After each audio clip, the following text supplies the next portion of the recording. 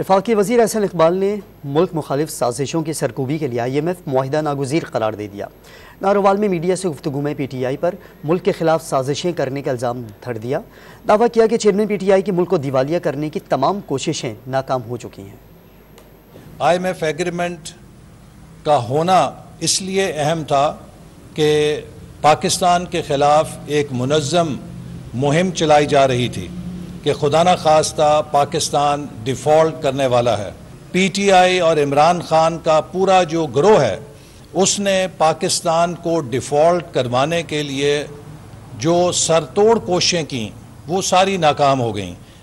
عمران خان اور ان کی جماعت نے پاکستان کی ریاست کے خلاف جس طرح پاکستان کے برانڈ کو نقصان پہنچانے کی کوشش کی، جس طریقے سے انہوں نے پاکستان کے کلیدی مفادات کو نقصان پہنچانے کی کوشش کی، میں سمجھتا ہوں کہ اس کی کوئی مثال ہماری تاریخ میں کم از کم نہیں ملتی۔